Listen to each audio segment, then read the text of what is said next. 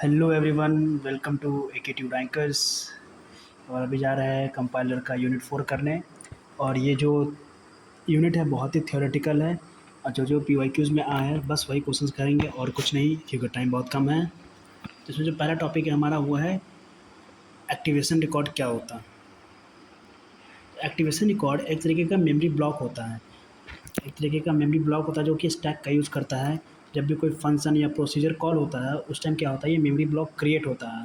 और उसके अंदर उसके जो भी रिकॉर्ड्स होते हैं, जो जैसे कि जो फंक्शन कॉल हुआ है, जो प्रोसीजर कॉल हुआ है, उस रिकॉर्ड को वहाँ पे राइट कर देता है। एंड जब भी वो रिकॉर्ड जब भी वो फंक्शन या प्रोसीजर रिटर्न हो जाता है तो उस रिकॉर्ड को डिलीट कर दिया जाता है। जैसे मान लीजिए कि मैं कहीं किसी एक कमरे में आया, जब कमरे में आया जैसे ही एंट्री किया तो मेरा एक रिकॉर्ड हो मतलब रिकॉर्ड दर्ज हो गया वहाँ पे। जैसे ही मैं कमरे से बाहर गया रिकॉर्ड डिलीट हो गया। एक तरीके से वही है। तो जो मैं हूँ वो एक तरीके का मैं जो फंक्शन हो गया या प्रोसीजर हो गया, और जो कमरा हो गया एक तरीके से एक्टिवेशन रिकॉर्ड हो गया। जब जब जब हम जहाँ जहाँ पे हम जा रहे हैं, एक्टिवेशन रिकॉर्ड एक तरीके का मेमोरी होता है जहाँ पे क्या करता है, जो भी रिकॉर्ड्स होते हैं जैसे कि जो भी फंक्शन कॉल हुए, जो भी प्रोसीजर कॉल हुए, उन सब का रिकॉर्ड रखता है। जैसे ही जब वो फंक्शन या जो प्रोसीजर रिटर्न कर देता है तो उसके बाद जो भी ये क्या करता है उसको डिलीट कर देता है वहाँ से। मेनली ये स्टैक का यूज़ करता है उस चीज़ को स्टोर करने के लिए। और इसके अंदर कुछ इंपॉर्टेंट कंपोनेंट हैं। पहला रिटर्न एड्रेस। इसमें उस प्लेस का एड्रेस स्टोर होता है जहाँ फंक्शन रिटर्न करेगा आफ्टर एग्जीक्यूशन। इस मतलब इसमें उस प्लेस का एड्रेस होता है, रिटर्न एड्रेस में उस प्लेस का एड्रेस होता है, मतलब जो भी एड्रेस स्टोर होता है उस प्लेस का होता है जहाँ फंक्शन रिटर्न करेगा। जैसे मान लीजिए कि कोई एक्स जगह है और वाई पे रिटर्न करेगा, तो वाई एक हमारा हो गया रिटर्न एड्रेस जहाँ पे वो रिटर्न करेगा एग्जीक्यूट होने के बाद। अब एक्चुअल पैरामीटर क्या क्या है, फंक्शन को जो आर्गुमेंट दिए जाते हैं, जैसे फंक्शन के अंदर जो भी आर्गुमेंट दिए जाते हैं, जो भी पैरामीटर्स पास किए जाते हैं, वो यहाँ स्टोर किए जाते हैं पैरामीटर्स के अंदर।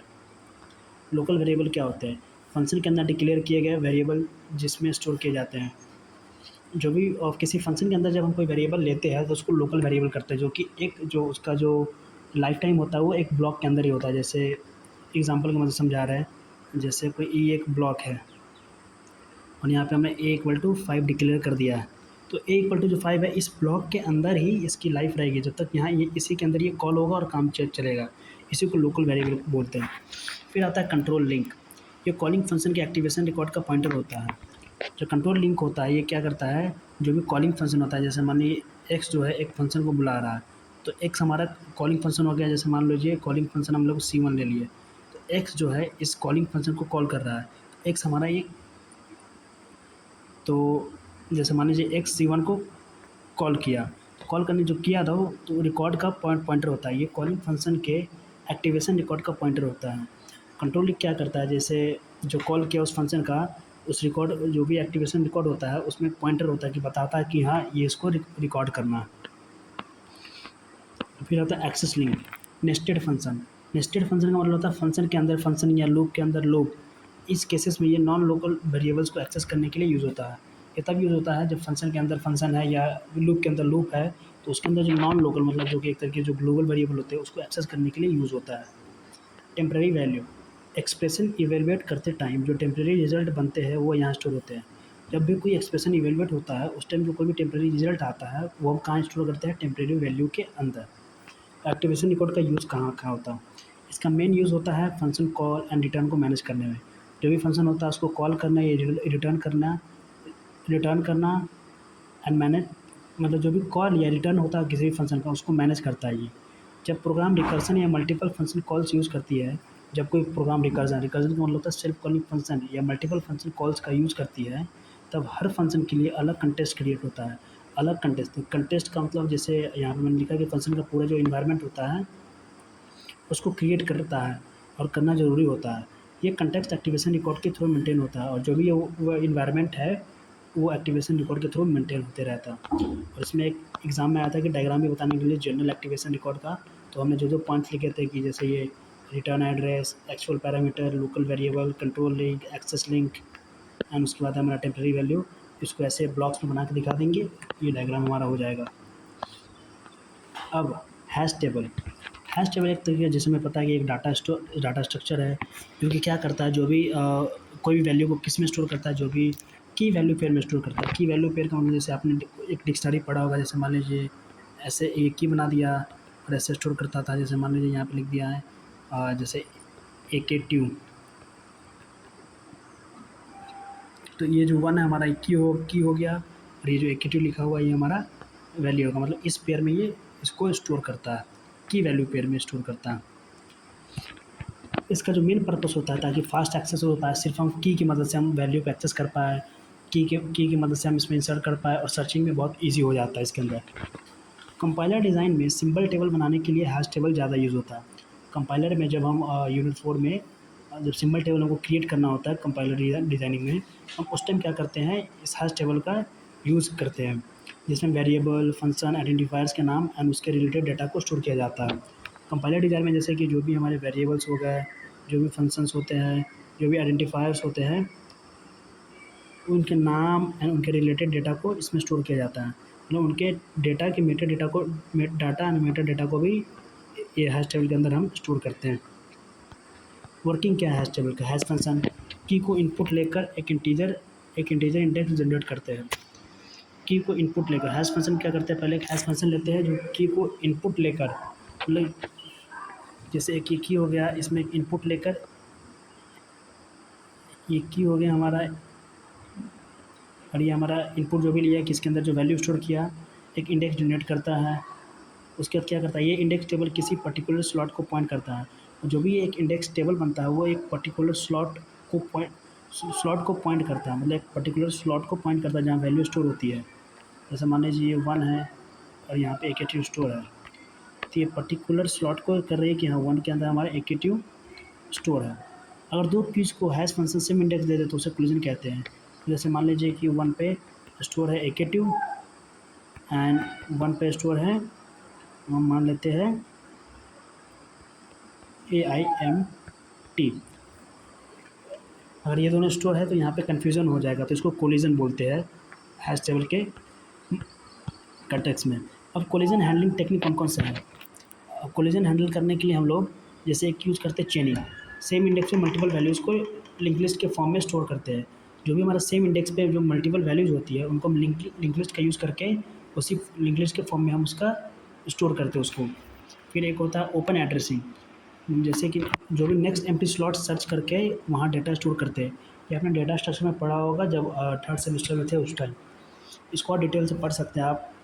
अब यूज़ इन कंपाइलर, इसका कंपाइलर में क्या यूज़ होता है, सिंबल टेबल इंप्लीमेंट करने में यूज़ होता है। कंपाइलर आइडेंटिफायर्स जैसे कि वेरिएबल्स, फंक्शन को एफिशिएंटली स्टोर एंड रिट्रीव करने के लिए हैश टेबल में यूज़ करता है।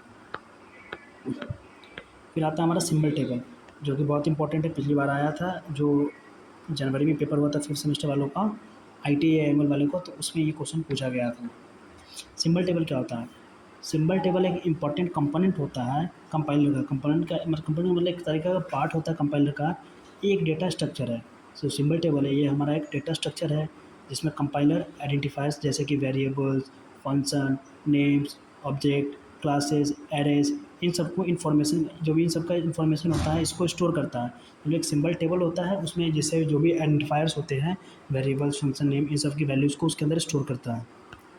जब भी प्रोग्राम कंपाइल होता है, जैसे कि मान जब भी प्रोग्राम कंपाइल होता है तो कंपाइलर को आइडेंटिफायर्स की type, scope, memory, parameter, line number, ये सब जैसे डिटेल को ट्रैक करना होता है। ये सब सिंबल टेबल में स्टोर होते हैं। जब भी कोई जैसे एक प्रोग्राम है उसको कंपाइल करते हैं, तो कंपाइल करने के बाद जैसे जो जो आइडेंटिफायर्स होते हैं जैसे कि टाइप हो गया, int, float, data types, scope जो भी वेरिएबल है, ग्लोबल या लोकल है, मेमोरी लोकेशन कहाँ स्टोर है, पैरामीटर जैसे कोई फंक्शन का पैरामीटर हो गया, इन सब डिटेल्स को क्या करता है, ट्रैक करना होता है। इन सब डिटेल को ट्रैक करने के लिए कंपाइलिंग के टाइम पे ये क्या करता है, सिंबल टेबल में ये सबको स्टोर कर लेता है ताकि बाद में इसका यूज़ करके इसको हम ट्रैक कर सकें एंड कंपाइल कर सकें। और कौन कौन से ऑपरेशन होते हैं सिंबल टेबल में? पहला आता है इंसर्ट। हम इंसर्ट कैसे करते हैं? इंसर्ट हम ऐसे करते हैं, इंसर्ट नेम लिखते हैं एंड इन्फॉर्मेशन लिखते हैं कि कौन सा इन्फॉर्मेशन करना है, जैसे न्यू सिंबल एंड उसका इन्फॉर्मेशन स्टोर करना है। जैसे मान लीजिए कि इंसर्ट एक्स, जैसे मान लीजिए कि 10 कर दिए तो एक्स के अंदर 10 हमारा इंसर्ट हो गया। फिर आता है लुकअप। लुकअप का मतलब होता है सर्च करना, सिंबल को सर्च करना। जैसे मान लिया हम लिख दिए लुकअप, हमको सर्च करना है, लिख दिए एक्स, तो एक्स की जितनी वैल्यू होगी यहाँ पे आ जाएगी सर्च होके। फिर आता है अपडेट, अब जैसे हम क्रिएट इंसर्ट कर रहे हैं तो वैसे अपडेट करेंगे, लेकिन जैसे नेम लिख दिया, अब न्यू इन्फॉर्मेशन लिख दी उसके जगह पे, जैसे एक्स के जगह पर 10 था, आप कुछ और लिख देंगे तो वो आ जाएगा। एग्जिस्टिंग सिंबल का डेटा अपडेट करना, जो भी सिंबल एग्जिस्ट कर रहा है उसके डेटा को अपडेट करना। डिलीट करने के लिए सीधा नेम यूज़ करेंगे और रिमूव हो जाएगा। डेटा स्ट्रक्चर कौन कौन से यूज़ होते हैं सिंबल टेबल के लिए? तो हमारा यूज़ होता है लीनियर लिस्ट, जिसको एरे भी बोलते हैं, लिंक्ड लिस्ट यूज़ होता है, बाइनरी सर्च ट्री होता है, बैलेंस ट्री होता है, हैश टेबल होता है, इन सब का यूज़ होता है। और इन सब को भी एक्सप्लेन कर देना है अगर पेपर में आए तो, क्योंकि मैंने नहीं किया है, क्योंकि ऑलरेडी डाटा स्ट्रक्चर में, डाटा में, इन सब में पढ़ चुके हैं ये सब। फिर आता है कंक्लूजन, मतलब इसका पूरा कंक्लूजन क्या है? सिंबल टेबल कंपाइलर का memory and identifier tracking system होता है। तो सिंबल टेबल होता है कंपाइलर का एक तरीके से and memory and identifier tracking, एक तरीके से मेमोरी होता है जहाँ पे स्टोर करते हैं, और एक तरीके से क्या होता है जो भी आइडेंटिफायर्स जैसे वेरिएबल्स, फंक्शंस, टाइप, ये सब क्या होता है उसको ट्रैक करने का एक सिस्टम होता है जो कि एफिशिएंटली करता है। मोस्टली हैश टेबल्स या बीएसटी का यूज़ करता है ये, ताकि फास्ट सर्चिंग हो सके, अपडेट हो सके, मतलब हर डिफरेंट डिफरेंट फेजेस में, जैसे कि lexical phase, syntax phase, semantic analysis phase में। फिर उसके बाद आता है जो कि सबसे इम्पोर्टेंट है, कुछ भी आए या ना आए लेकिन ये क्वेश्चन तो फिक्स है कि आना ही है। तो सबसे पहला हमारा कि जैसे लेक्सिकल फेज एरर, जिसको लेक्सिकल एरर भी बोलते हैं। लेक्सिकल फेज कंपाइलर का फर्स्ट फेज होता है। जो लेक्सिकल फेज होता है कंपाइलर का फर्स्ट फेज होता है, इसमें क्या करते हैं, हम टोकन जनरेट करते हैं, लेक्सिकल जहाँ पे सोर्स कोड को टोकन्स में कन्वर्ट किया जाता है। लेक्सिकल एरर तब होती है जब इनवैलिड कैरेक्टर सीक्वेंस मिलता है। जैसे कि एग्जांपल के तरह से बता रहे हैं यहाँ पे, जैसे मान लीजिए कि लिखा हुआ है इंट x इक्वल टू 10। जब हम इसको टोकन में कन्वर्ट करते हैं तो आपने देखा होगा कि जैसे x इक्वल टू 10 ऐसे लेके चलते हैं हम।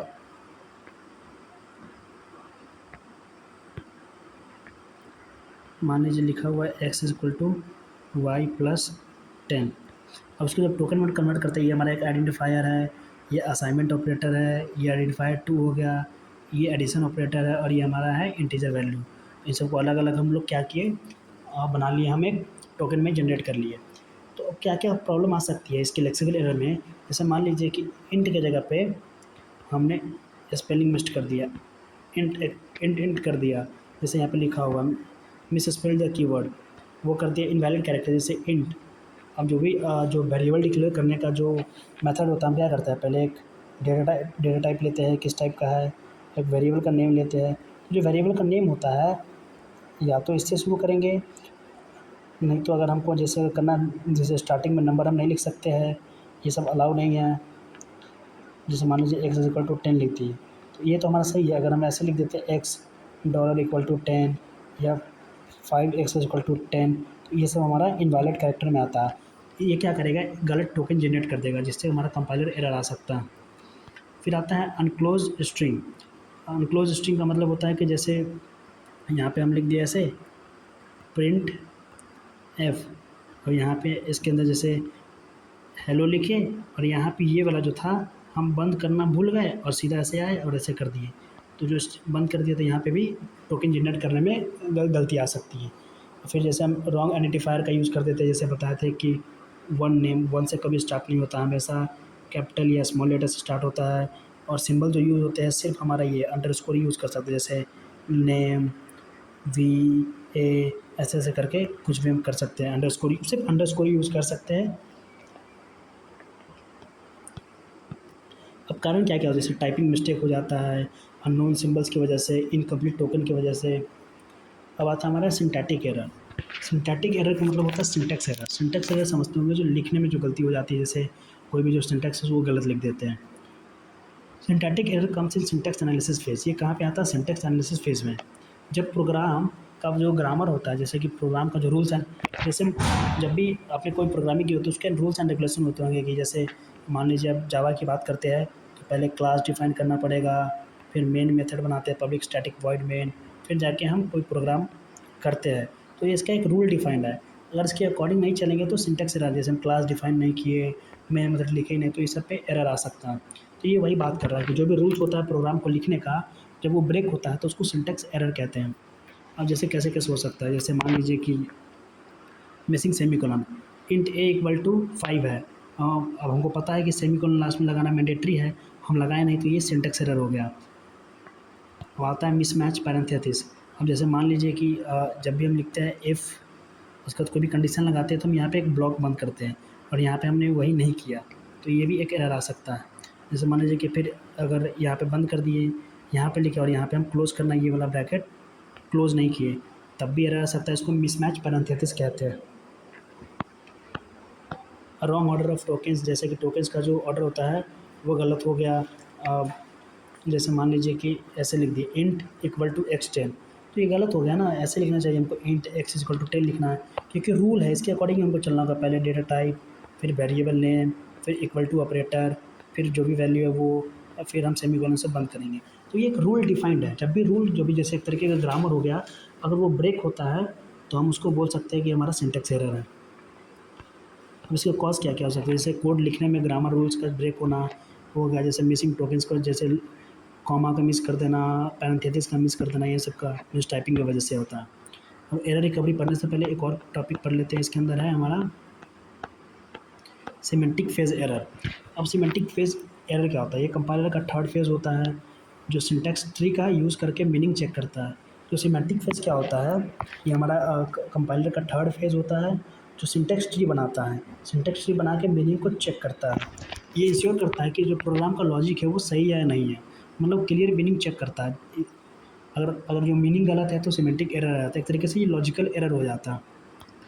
अब कॉमन टाइप ऑफ एरर के जैसे टाइप मिसमैच, जैसे आप जब आप डिफरेंट डेटा टाइप्स के वैल्यूज़ को यूज़ करते हो बिना बिना कन्वर्जन के।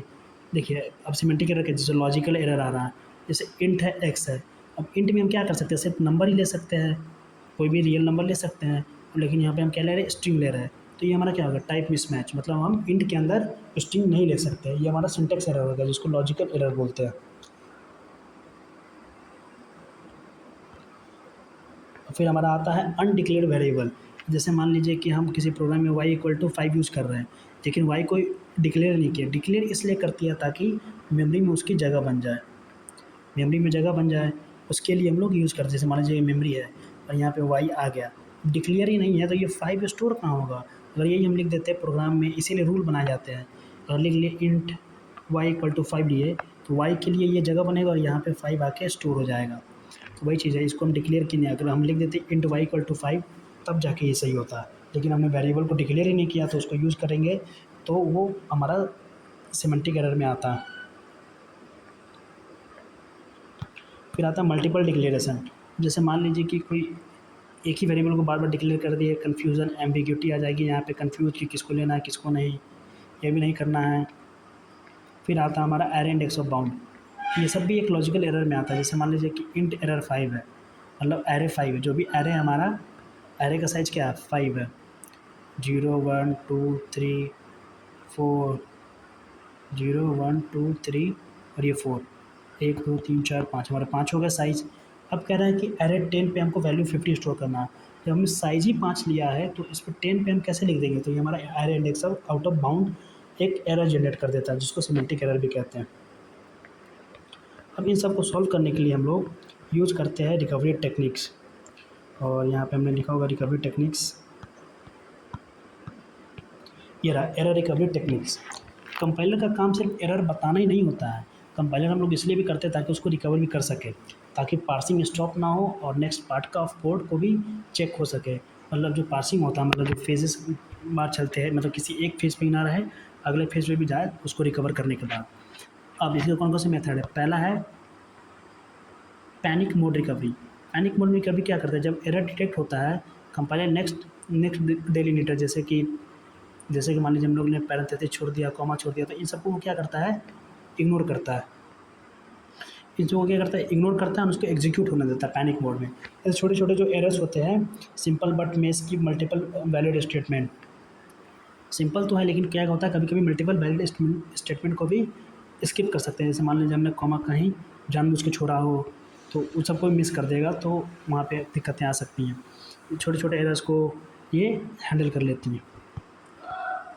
जैसे कि एग्जांपल है यहाँ पे, जैसे error in int x equal to, ये यहाँ पे कॉमा दे दिया और y इक्वल टू 10 दे दिया, तो यहाँ पे क्या हो गया, कंपाइलर स्किप करेगा इंट एक्स इक्वल टू, इसको स्किप कर देगा एंड y इक्वल टू 10 से करेगा।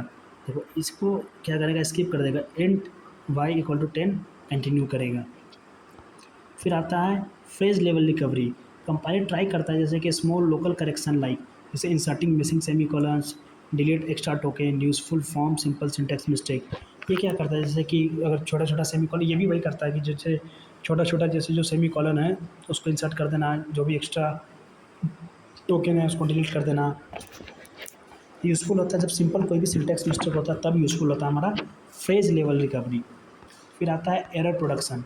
ग्रामर में स्पाइरल एरर रूल्स ऐड कर देते हैं to catch known error patterns, helpful in predicting mistakes like missing ये और ये। जैसे मान लीजिए कि हमने एक इफ़ का लिखा, ऐसे किया और ऐसे किया और ये छोड़ दिया, इसको क्या करता है कंपाइलर ऑटोमेटिक इसको जनरेट कर देता है। जैसे आप वीएस कोड में लिखते होंगे, जैसे इफ़ लिखे, ये लिखे, एक साइड का लिखे, दूसरे साइड का खुद पे खुद आ जाता है। तो वो एक टाइप का रिकवरी टेक्निक से यूज़ करता है, जो भी आप आईडी यूज़ करते हो उसके अंदर। फिर आता है ग्लोबल करेक्शन। ये टेक्निक सबसे कॉम्प्लेक्स है, मतलब बहुत कॉम्प्लेक्स है। कंपाइलर पूरा इनपुट स्कैन करके minimum number of change suggest करता है।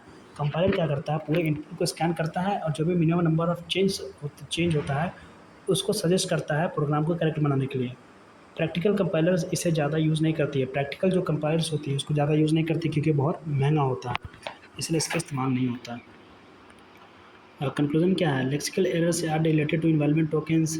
हम सबका एक कंफ्यूजन है कि जो भी लेक्सिकल एरर्स होते हैं वो हमारे इन्वायरमेंट टोकन और कैरेक्टर जनरेट की वजह से होते हैं।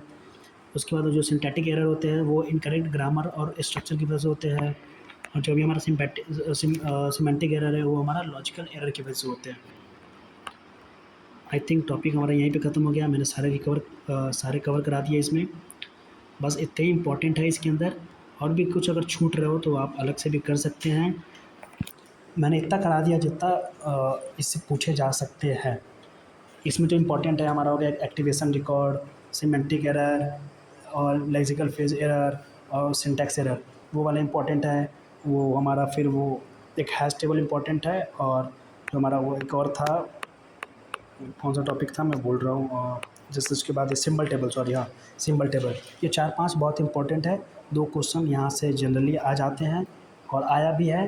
यूनिट 4 और 5 अच्छे से तैयार कर ले, ताकि आप आराम से 32-30 नंबर ईजिली ला पाए, ताकि पास होने का डर ना रहो। और जो बचा यूनिट 1 वो तो बहुत ईजी है, आपने TFL में किया होगा। जिस किसी को भी हार्ड लग रहा है मैं शाम तक अपलोड कर दूंगा उसको भी, ताकि तैयार कर ले। रही बात यूनिट 2 और 3 की, वो भी कल तक हो जाएगा। तो बने रहिए and very best of luck for your exam, और प्रैक्टिस करते रहिए न्यूमेरिकल सब अच्छे से।